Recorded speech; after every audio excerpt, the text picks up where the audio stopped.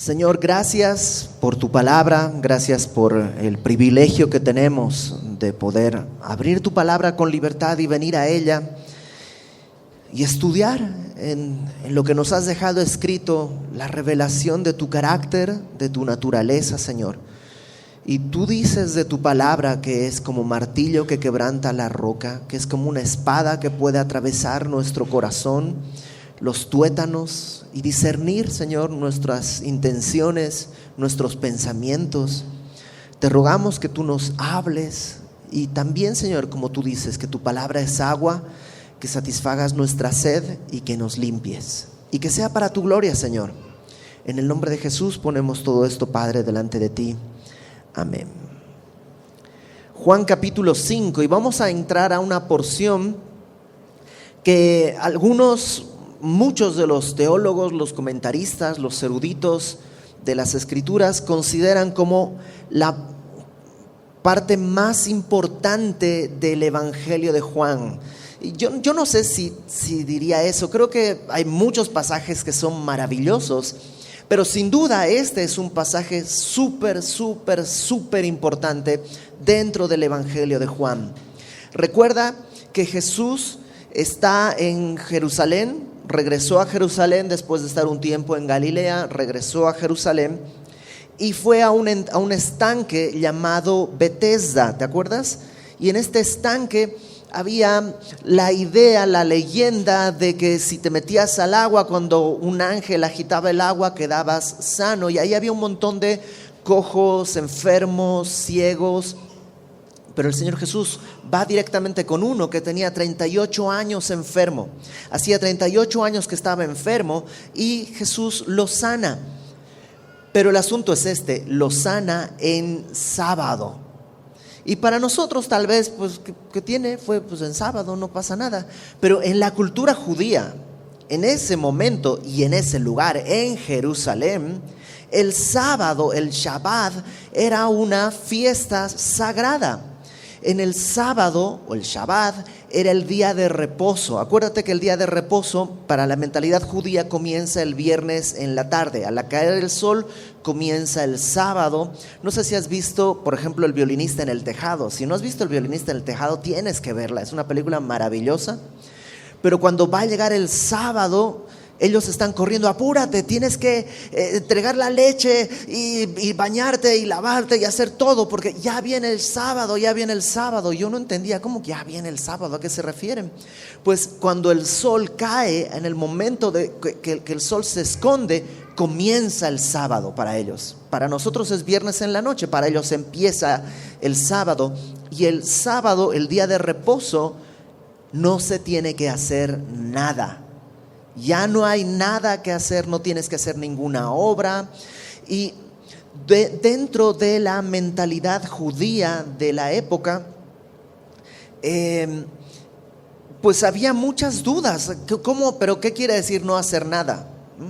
Y entonces a la ley le añadieron un montón de tradiciones, un montón de ideas que eran como comentarios, y poco a poco se formó todo un libro, digámoslo así, acerca de qué cosas se podían y no se podían hacer. Eso ya no era la ley, era la interpretación, yo diría con muy buena intención, pero era solo la interpretación humana de lo que la ley decía. Y en esas interpretaciones había muchísimas cosas que habían hecho que el sábado se convierta en algo complicadísimo. No podías hacer esto, ni lo otro, ni lo otro, ni lo otro, ni lo otro. Y el sábado se convertía, en vez de un día de reposo, en un día muy complicado de vivir. Bueno, Jesús sana a este hombre en sábado. Y una vez sanado este hombre en sábado, le dice: toma tu lecho y anda. Y él agarra su lecho y camina. Y entonces los judíos, los religiosos, empiezan a decir: ¿por qué estás quebrantando el sábado? No te es lícito cargar tu lecho, porque esa es una obra, ¿no? Estás cargando tu estera, no sé si se dice aquí estera, como tu camilla, como esta colchonetita hecha de probablemente de algún tipo de planta, ¿no?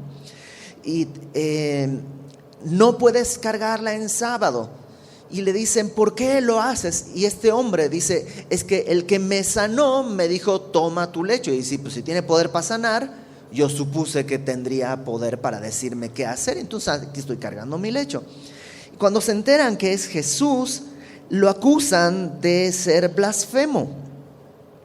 Y dice en el verso 16, vamos a empezar en el verso 16, yo sé que nos toca del 19 en adelante, pero vamos a arrancar un poquito antes para encontrar el contexto. En el verso 16 dice, por esta causa los judíos perseguían a Jesús. Acuérdate que en la mente de Juan, cuando dice los judíos, no está hablando de toda la nación judía, sino de la élite gobernante, los fariseos, los saduceos, los escribas. Perseguían a Jesús y procuraban matarle porque hacía estas cosas en el día de reposo.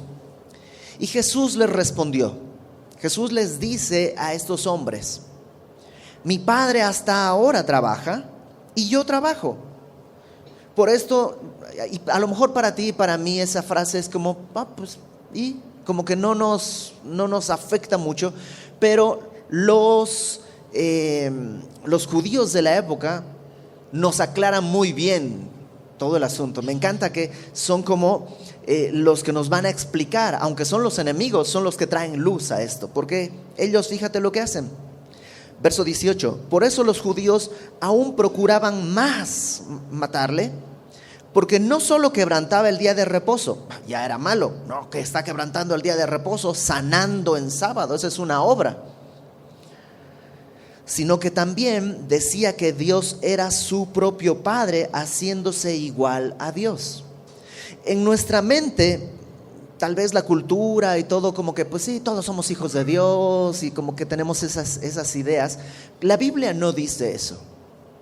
La Biblia dice que todos somos criaturas de Dios, pero no todos somos hijos de Dios. Dios solo tiene un hijo, el unigénito Hijo de Dios. Unigénito es un hijo. No es primogénito, que es el primero, sino unigénito. ¿Quién es el Hijo de Dios? Jesús. Y en la mentalidad, y aquí lo podemos ver, cuando Jesús dice, Dios es mi Padre, no está hablando solo de una relación filial, sino está hablando de una misma naturaleza. El día de hoy tenemos muy dividido, ¿no? Pues si tú eres el culpable, eres el hijo, pues al padre no se lo mete a la cárcel porque son dos personas distintas.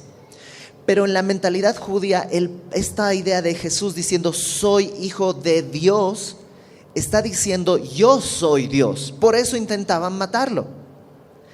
Los judíos de alguna manera podían entender una relación cercana al Padre. Somos elegidos por Dios, pero nadie se animaría a decir soy hijo de Dios, porque eso implicaba muchas cosas. Jesús sí, Jesús dice Dios es mi Padre, y ellos lo entienden y dicen, se está haciendo igual a Dios, por tanto está blasfemando y hay que matarle. Ese es el contexto con el cual arrancamos el versículo 19. Jesús acaba de decir, mi Padre trabaja y yo trabajo. Y entonces los judíos se alteran. Y Jesús les responde, verso 19. Respondió entonces Jesús y les dijo, de cierto os digo. Esta frase, de cierto, es una frase que Jesús va a usar a menudo en el Evangelio y es un énfasis, ¿no? Cuando Jesús dice algo es importante. Cuando dice, de cierto te digo, está diciendo con más énfasis. Y cuando dice, de cierto, pues es mucho más enfático el asunto, ¿no? No es que es más verdad, porque pues todo lo que el Señor Jesús dice es verdad, pero hay un énfasis. Está diciendo, no te pierdas de esto. De cierto os digo, no puede el Hijo hacer nada por sí mismo, sino lo que ve hacer al Padre. Porque todo lo que el Padre hace, también lo hace el Hijo igualmente. Ok, ¿qué es lo primero que Jesús les responde? La pregunta que está en el aire es, ¿por qué dices que eres Dios? O sea, ¿por qué estás presentándote como igual a Dios? Y Jesús, en vez de apaciguar, aviva eso, porque lo que les dice es, miren, todo lo que yo hago es lo que el Padre hace. el Hijo no puede hacer nada por sí mismo, sino lo que ve hacer al Padre. O sea, ¿les molesta que haya sanado en sábado y piensan que soy blasfemo? Bueno, en realidad están blasfemando contra Dios, porque lo que yo hago es lo que Dios hace. Desde el principio, cuando Dios creó todas las cosas en 6 días, el séptimo día, ¿qué dice que hizo Dios? Descansó. Ahora, ¿quiere decir que estaba cansado? No, Dios no se cansa. Simplemente estaba estableciendo un patrón. Pero aunque Dios descansó, la creación continuó su ritmo. Es decir, dice Hebreos capítulo 1 que Dios sustenta todas las cosas con la palabra de su poder. O sea, ¿por qué el mar no se mete a la tierra? ¿Por qué el aire no sale flotando y hacia el universo? ¿Por qué la fuerza de gravedad no desaparece? ¿Por qué los átomos todavía están cohesionados y no se disuelven?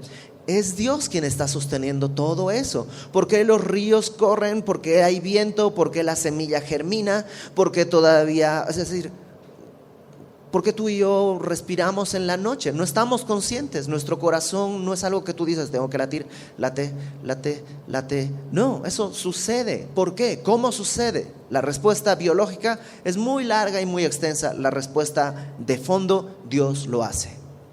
Dios hace que nuestro sistema funcione. Entonces, después de que Dios creó todas las cosas y descansó, no es que dejó de hacer cosas. Sostuvo todavía la creación en el séptimo día. Y Jesús está diciendo, aún en el séptimo día, Dios está ejerciendo bondad sobre la humanidad. Si no, pues imagínate, cada sábado nos lloverían meteoritos, habría tsunamis, nos darían paros cardíacos, te olvidarías de respirar. Sería una muerte de toda la humanidad cada sábado. Entonces Jesús dice, todo lo que yo hago es lo que veo hacer al Padre. ¿Te molesta? No estás molesto conmigo, sino con el Padre. Y pone algo que a los judíos de ese momento seguramente les fue como una descarga eléctrica. Dice al final del verso 19, todo lo que el Padre hace, también lo hace el Hijo igualmente. Es igual mi obra a la obra que hace Dios Padre. Número 2, verso 20. Porque el Padre ama al Hijo. Bueno, en la parte que vimos ahorita, Jesús dice, yo estoy sujeto al Padre, ¿no? Todo lo que el Padre hace, lo hago yo, no hago nada por mí mismo, estoy sujeto al Padre.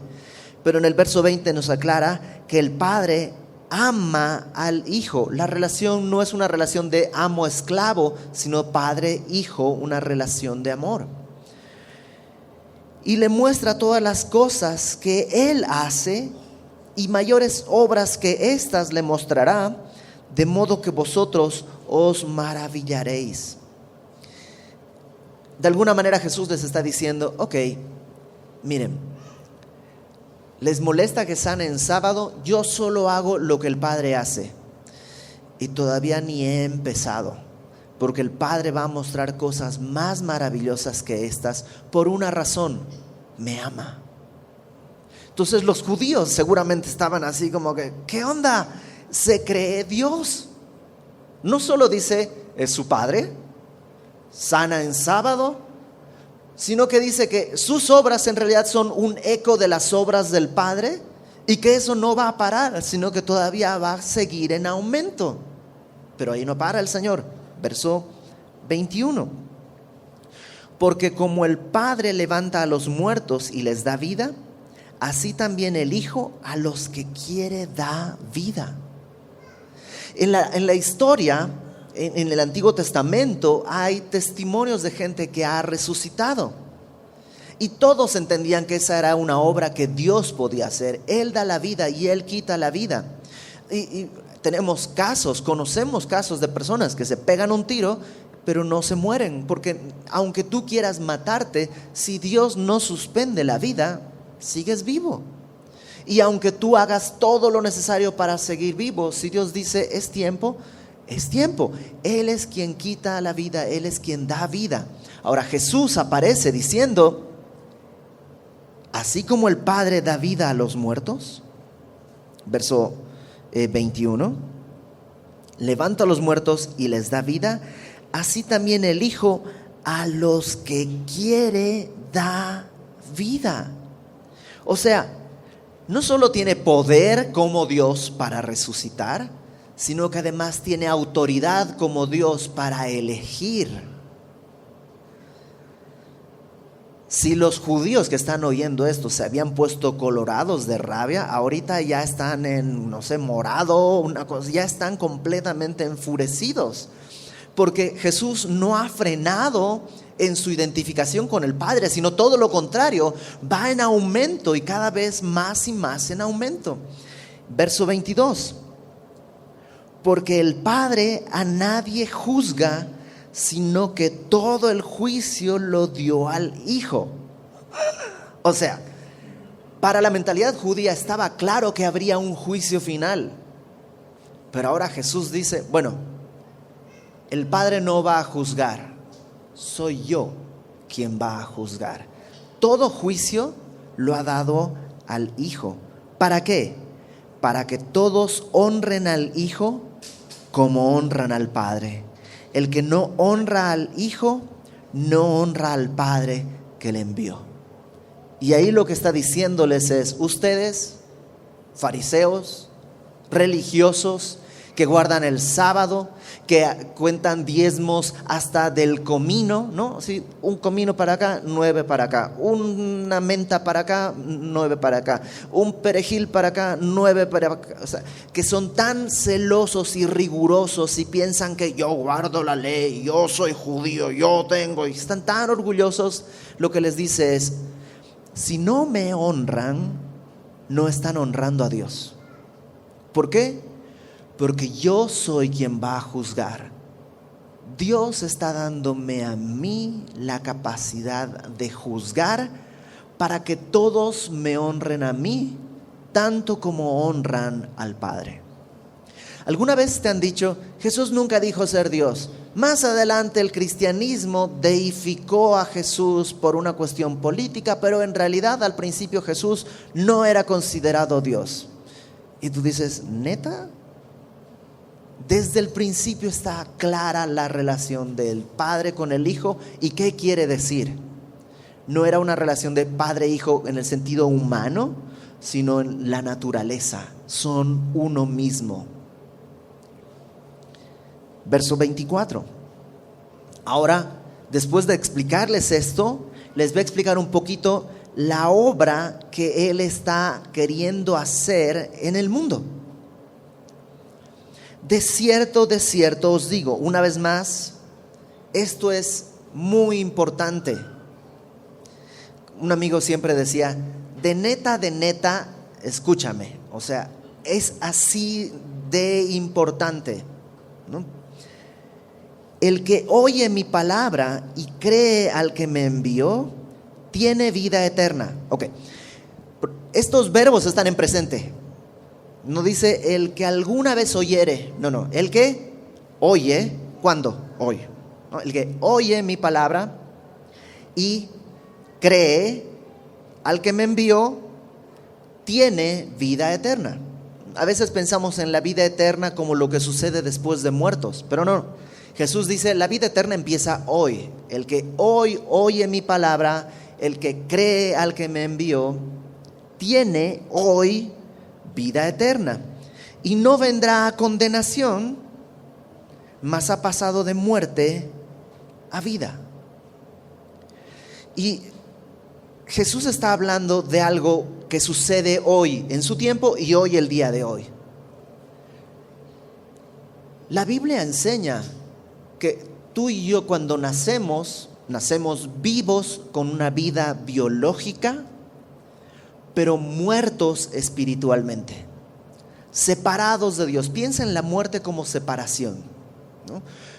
Cuando ya morimos físicamente hay una separación del cuerpo y el espíritu, muerte, separación. Pero cuando nacemos biológicamente estamos vivos, pero espiritualmente estamos separados de Dios. Hay una muerte espiritual. Y una y otra vez la Biblia hace referencia a esto. En Efesios capítulo 2, Pablo dice que estamos muertos en nuestros delitos y pecados. Esa es nuestra condición. Pero Jesús dice, el que oye mi palabra y cree al que me envió, ya no viene a condenación, sino que ha pasado de muerte a vida. No está hablando de una muerte, digamos, en el sentido que el día de hoy se maneja, una muerte física. Está hablando de una resurrección, digámoslo así, espiritual. Todos hemos nacido muertos hasta que escuchamos el Evangelio y lo creemos. Y tal vez la mayoría aquí ya lo ha vivido. ¿Tú te acuerdas cuándo fue eso? Dice Pedro que fuimos renacidos de una simiente incorruptible por la palabra de Dios. Primera de Pedro capítulo 1 al final, un poquito antes del capítulo 2, los últimos versículos. Fuimos renacidos, ¿por qué? Porque ya nacemos físicamente, pero tenemos que renacer. ¿Y cómo renacemos? Al escuchar el Evangelio, la palabra de Dios, y al creerla. Renacidos por una simiente incorruptible por la palabra de Dios. Digámoslo así. Yo estaba muerto, pero un día escuché el Evangelio. Dios se reveló a mi vida, me dio fe para creerlo y entonces nací de nuevo. ¿Te acuerdas lo que le dice Jesús a Nicodemo? Nico, necesitas nacer de nuevo. Todo lo que es nacido de la carne, carne es, pero lo que es nacido del Espíritu, Espíritu es. Necesitas nacer de nuevo. Quien no nace de nuevo no puede ver el reino de Dios. Bueno, Jesús les está diciendo con toda claridad a los judíos: yo soy quien puede hacer eso. Yo soy el que oye mi palabra. No dice el que guarda el sábado, el que guarda las tradiciones, el que guarda la ley. No. El que oye mi palabra y el que cree al que me envió, no viene a condenación, sino ha pasado de muerte a vida. Por implicación, el que no oye su palabra y no cree, viene a condenación y sigue muerto en sus delitos y pecados. Ok, sigamos leyendo. Verso 25. De cierto os digo, otra vez, esto es muy importante. Viene la hora, y ahora es. ¿Y era ahora en ese tiempo? Era ahora en septiembre de 1998 cuando yo le entregué mi vida al Señor. Y ahora es en agosto del 2019. O sea, viene el momento, y el momento es ahora, en que cuando los muertos, otra vez, espiritualmente muertos, los muertos oirán la voz del Hijo de Dios, y los que la oyeren vivirán. Hoy es un tiempo en el que tú puedes escuchar la voz de Dios y creer en el Evangelio y no venir a condenación, sino pasar de muerte a vida. Los que la oigan van a vivir, los que no la oigan estarán muertos. Pero ¿qué tal si mañana, pues tal vez Dios mañana extiende misericordia, pero hoy es el día que Dios está estableciendo? No sabemos de mañana. Podría haber un temblor y se nos cae el techo y no hay ni siquiera esta tarde. No sabemos qué hay mañana, solo tenemos hoy. Y dice, la hora ha llegado en el que los muertos escucharán la voz del Hijo de Dios y los que la oyeren vivirán. Versículo 26. Porque como el Padre tiene vida en sí mismo, así también ha dado al Hijo el tener vida en sí mismo. Y lo que está diciendo es, el Hijo tiene vida como el Padre. Tú y yo tenemos una vida que deriva de otra persona. Nuestros padres nos derivaron una genética y una vida, ¿no? Pero somos derivados de alguien. El Padre y el Hijo no. El Padre y el Hijo tienen vida en sí mismos. Por eso cuando murió el Señor, dice en Hechos capítulo 2, versículo 24, que la muerte no pudo retenerlo. ¿Por qué? Porque Él tiene vida en sí mismo. Es como un vientre, ¿no? Como si la muerte fuera el vientre y no puede retener, tiene que dar a luz. Y el Hijo no pudo estar muerto por siempre porque es el autor de la vida, tiene vida en sí mismo. No es como tú y yo. No es como tú y yo. Tú y yo no podemos otorgar vida porque solo nuestra vida es derivada. En cambio, el Hijo tiene vida en sí mismo y Él puede otorgar vida. Puede otorgar vida espiritual, como lo ha estado diciendo. El que oye mi palabra y cree al que me envió, le voy a dar vida. Ha pasado de condenación, ahora está vivo. Y eso lo hace Él.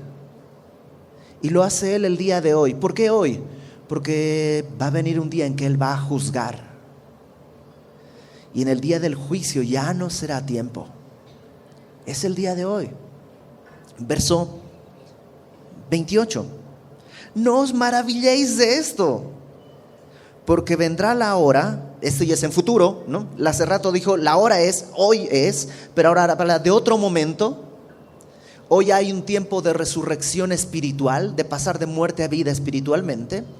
Pero vendrá la hora, esto es en futuro, cuando todos los que están en los sepulcros oirán su voz. Esta es otra resurrección. Esta ya es una resurrección física. Al final de los tiempos, antes del reino milenial, todos los muertos resucitarán. Todos los muertos de toda la historia resucitarán. Y los que hicieron lo bueno, ¿qué es hacer lo bueno? ¿Guardar el sábado? No.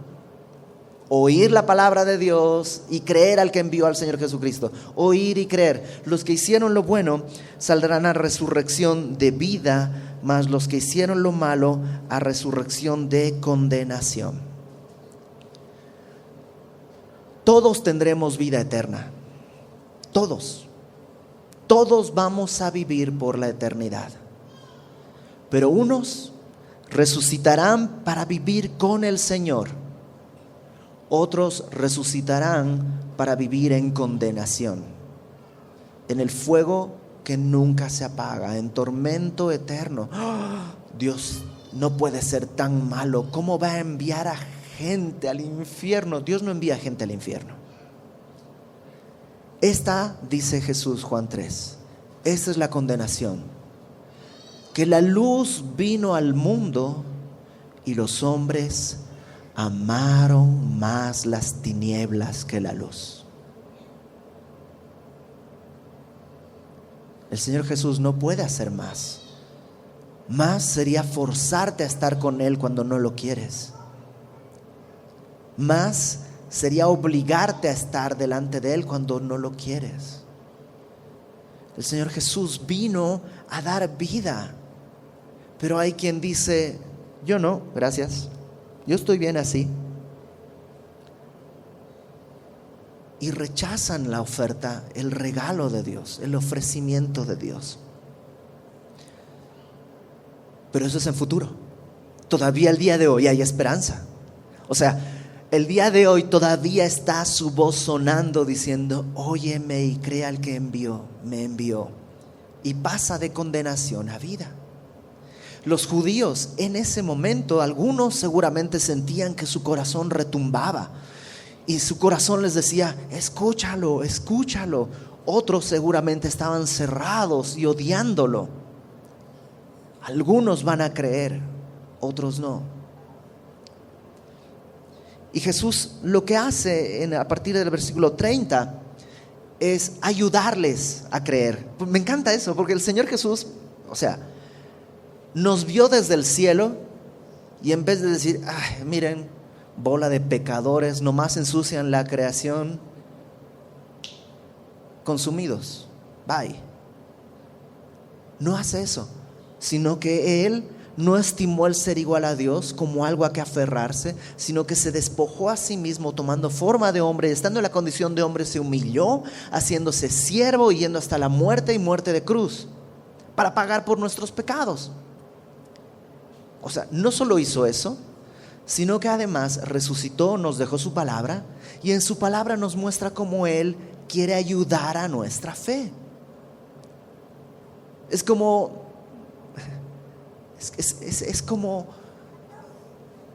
que está agotando todas las instancias. Él no se cansa.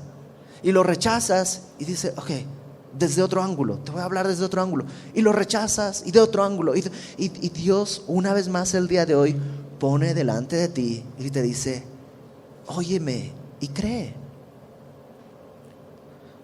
Versículo 30, fíjate cómo ayuda a la fe de estos hombres. No puedo, dice, yo hacer nada por mí mismo.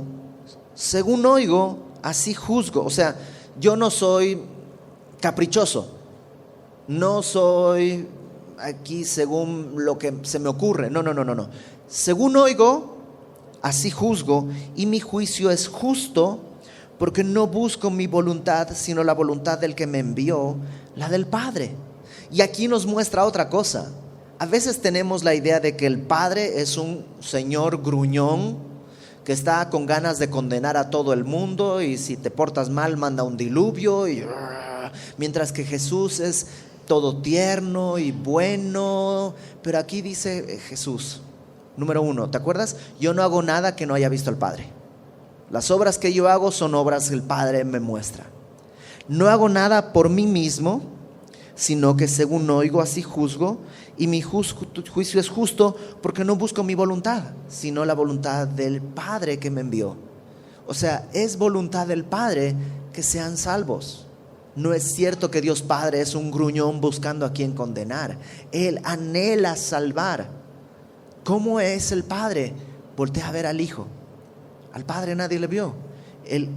Jesucristo, el unigénito Hijo que está en el seno del Padre, Él le ha dado a conocer. ¿Quieres saber cómo es Dios? Voltea a ver a Jesús. Así es Dios. Ahora, verso 31. Si yo doy testimonio acerca de mí mismo, mi testimonio no es verdadero. O sea, no es que si yo doy testimonio de mí está falseado, no. Solamente que legalmente no es válido.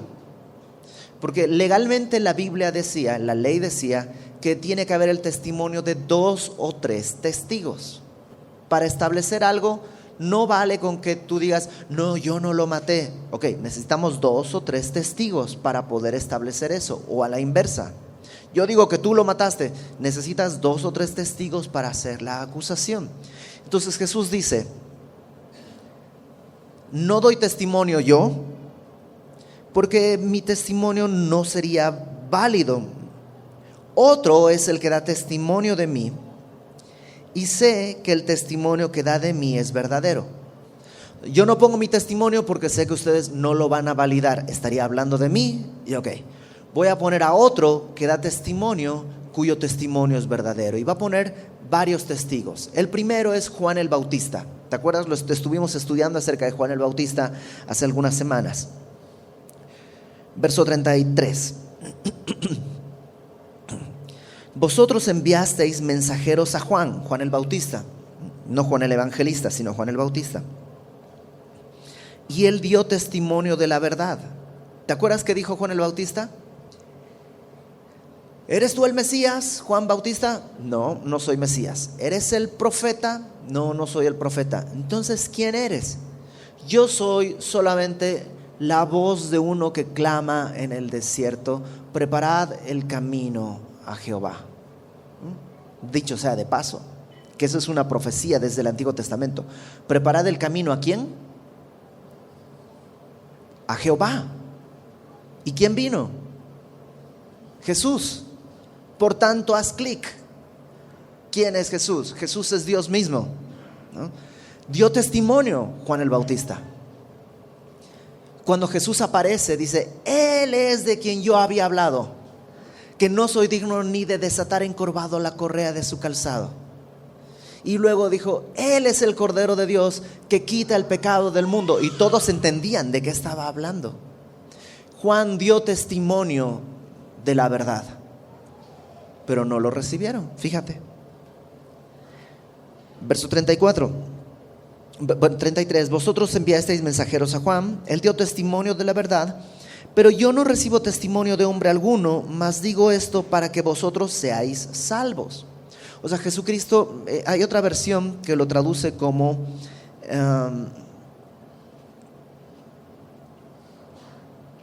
aquí está, perdón. Lo traduce como: yo no necesito de testigos humanos. Esto de yo no recibo testimonio de hombre, la NTV lo traduce: yo no necesito de testigos humanos, pero estoy poniendo a Juan para que ustedes crean, para que sean salvos, para que pasen de condenación a vida. Verso 35. Él, Juan el Bautista, era antorcha que ardía y alumbraba. Qué distinto, ¿no? Porque Juan es una antorcha, Jesús es luz. Es muy distinto. La antorcha, pues, es fuego y tiene un valor, pero Jesús es luz. Él era una antorcha. Y ustedes, dice, por un tiempo se regocijaron en su luz. Él trataba de alumbrar, pero ustedes, mira qué bonito, pero ya pasó de moda y lo desecharon. Pero ese es el primer testigo que Jesús pone.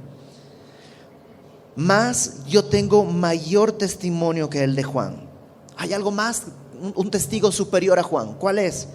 Las obras que el Padre me dio para que cumpliese, las mismas obras que yo hago, no que yo hice, sino que hago, dan testimonio de mí que el Padre me ha enviado. Hasta Nicodemo fue con Jesús y le dijo, ¿te acuerdas Juan 3? Sabemos que vienes de Dios, porque nadie puede hacer las obras que tú haces si no viene de Dios. Sus obras dan testimonio. Y yo creo que estaba pensando en las cosas que hizo y en las cosas que hará. Multiplicar el pan, los peces, caminar sobre el agua, sanar leprosos, ciegos, resucitar muertos. Las obras dan testimonio de que soy enviado del Padre, pero tampoco creen. No lo creen. Verso 37, tercer testigo. También el Padre que me envió ha dado testimonio de mí. Hasta el Padre da testimonio de mí. ¿A qué se refiere? Hay una corriente de intérpretes de la Biblia que piensan que está haciendo referencia al momento del bautizo. ¿Te acuerdas cuando Jesús fue bautizado? Se oyó una voz del cielo que decía: este es mi Hijo amado, en él tengo complacencia. Y podría ser, pero yo sinceramente no creo que se refiera a eso por el contexto y por lo que dice después. Dice, nunca habéis oído su voz. Entonces no puede estar haciendo referencia al momento en que Dios habló, porque les dice que ustedes no lo han oído. Pero entonces, ¿cómo dio testimonio el Padre? ¿De qué manera dio testimonio el Padre si no hemos oído su voz? Bueno, sigamos leyendo. Nunca habéis oído su voz, ni habéis visto su aspecto, ni tenéis su palabra morando en vosotros. Ahí está el testimonio del Padre. El testimonio del Padre está en la palabra escrita. Dios desde el Antiguo Testamento ha revelado que Jesucristo es el Salvador. Desde Génesis, lo que le llaman el protoevangelio, cuando le dice Dios a la mujer que darás a luz, ¿no? con dolor y todo, pero tu simiente, le dice a la serpiente, perdón, la simiente de la mujer aplastará tu cabeza. Y eso es algo completamente extraño, porque la simiente es la semilla y la mujer no tiene simiente, es el hombre quien tiene la simiente. El espermatozoide es la simiente. La mujer no aporta la simiente, aporta el óvulo.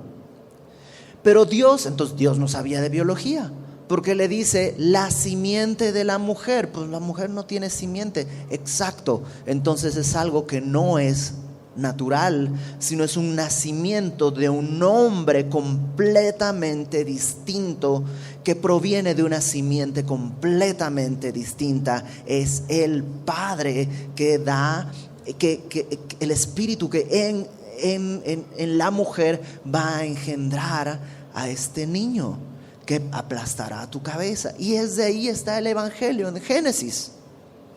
Y lo puedes leer en casi cada página de Génesis. Y les dice Jesús: ustedes no han oído la voz de Dios, no le conocen, porque no tienen la palabra de Dios morando en ustedes. Y alguien podría decir: ¿cómo no? Si los fariseos somos campeones de memorización bíblica, se sabían la Torá de memoria. Sí, pero una cosa es saberla y otra cosa es haberla recibido. Una cosa es conocer y otra cosa es haber creído. No tienen morando la palabra en ustedes, porque a quien Él envió, ustedes no le creen. ¿Cómo sé si la palabra de Dios está en mí? ¿Le crees a Dios? ¿Le crees a Jesús? ¿Crees que Jesús es el enviado? ¿Le crees a Él? Verso 39. Escudriñad las Escrituras. Algunas versiones, más que un mandato que Jesús les da, escudriñen las Escrituras, lo ponen como algo que está en indicativo, como escudriñáis las Escrituras. Algo, sí, o sea, ustedes están escudriñando las Escrituras, están ahí escarbando, leyendo todos los días para ver qué más tienen que hacer. Sí, porque a vosotros os parece que en ellas tenéis la vida eterna, pero ellas son las que dan testimonio de mí y a mí no me ven.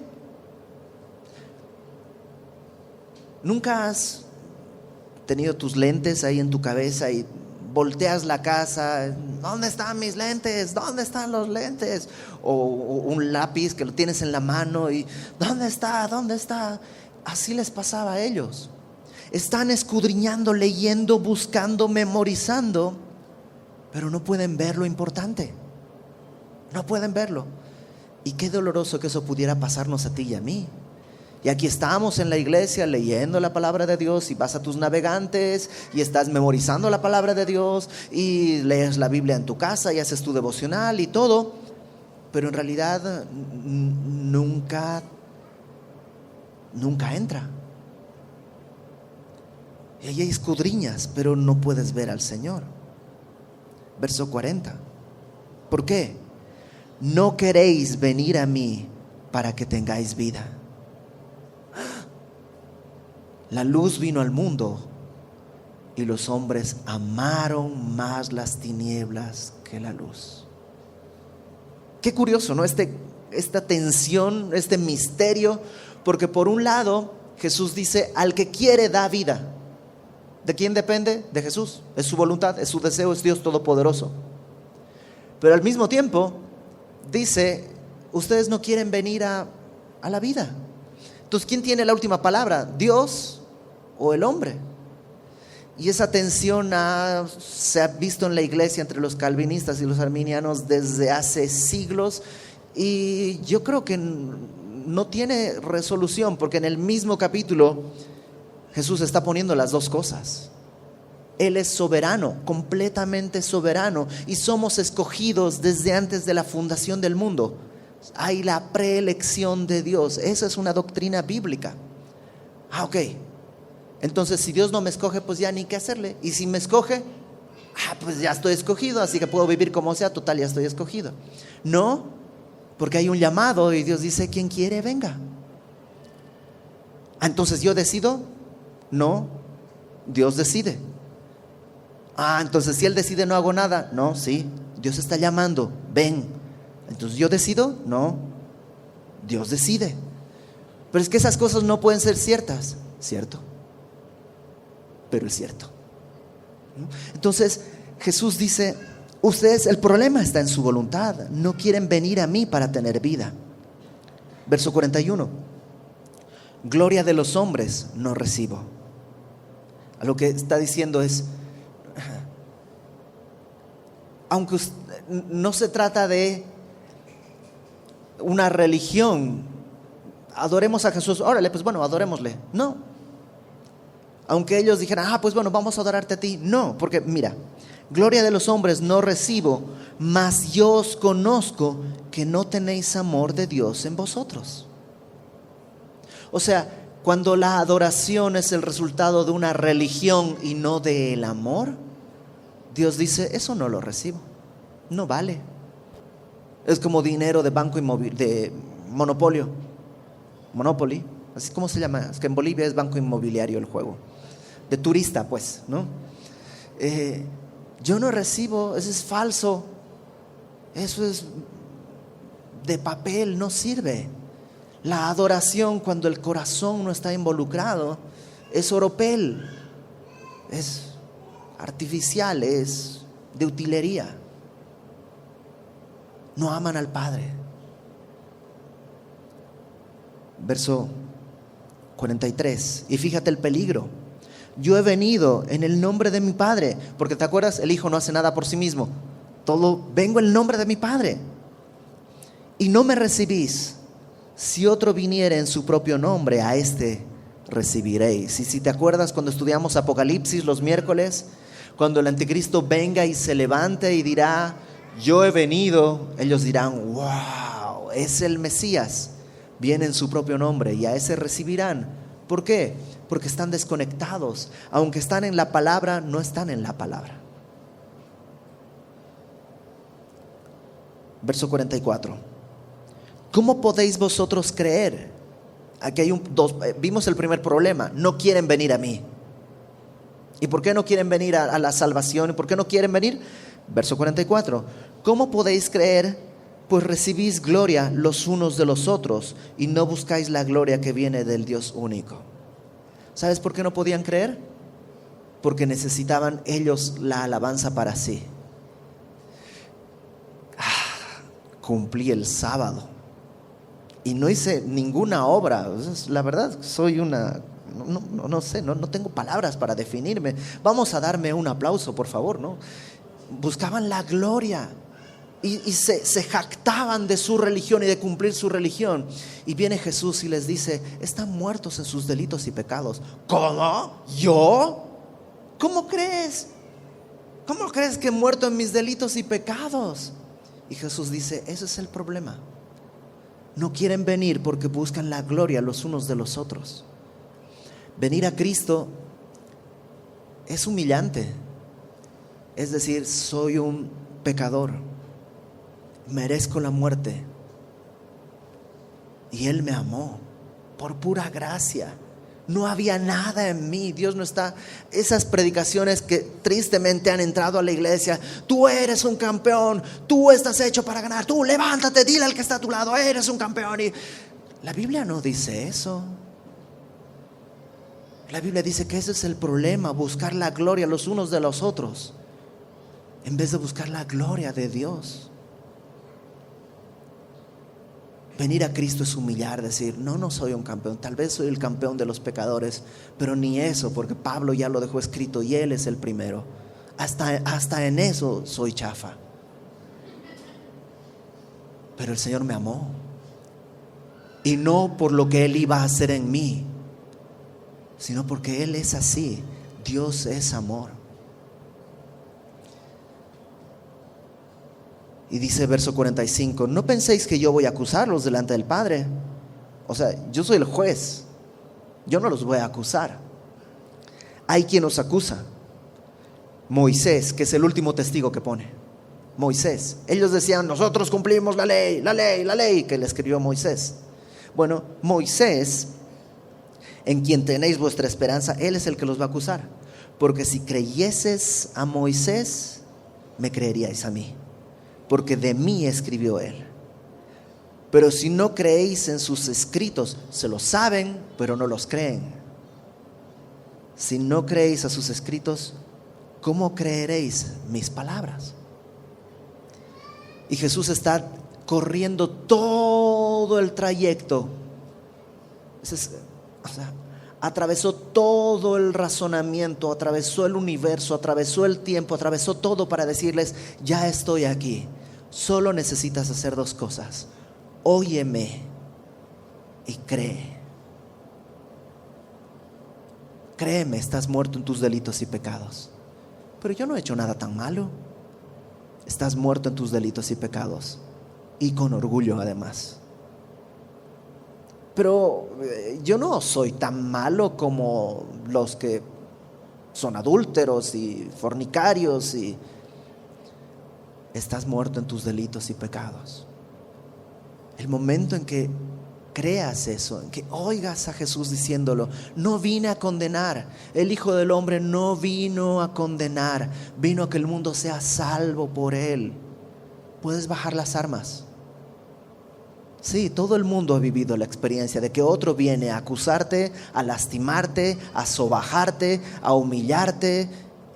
Entonces no voy a decir que soy pecador. ¿Qué tal que luego se aprovechan de eso? Pero es Jesús. Él no vino a condenar. Baja tus armas. Él vino a decirte: ya llegué y me necesitas y te amo. Entonces yo no quiero dejar pasar la oportunidad para que, si el día de hoy alguien dice: yo no estoy seguro si en verdad he nacido de nuevo, he pasado de condenación a la vida, yo no estoy seguro de que en realidad esté en Cristo, no estoy seguro. Ok, el día de hoy cerremos esa conversación. Cerremos esa conversación. No sé si será tiempo. Mira, hasta en sábado era tiempo para la obra de Jesús. Vamos a orar.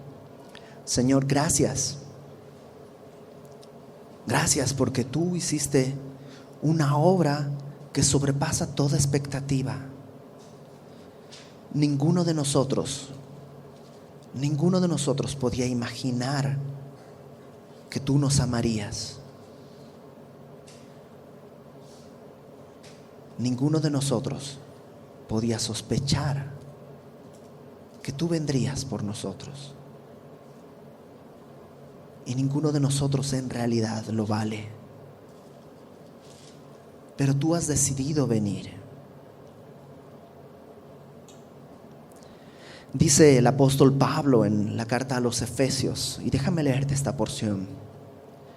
Él, Jesús, os dio vida a vosotros cuando estabais muertos en vuestros delitos y pecados, en los cuales anduvisteis en otro tiempo siguiendo la corriente de este mundo, conforme al príncipe de la potestad del aire, el espíritu que ahora opera en los hijos de desobediencia. Y operábamos según la potestad, el príncipe de la potestad del aire.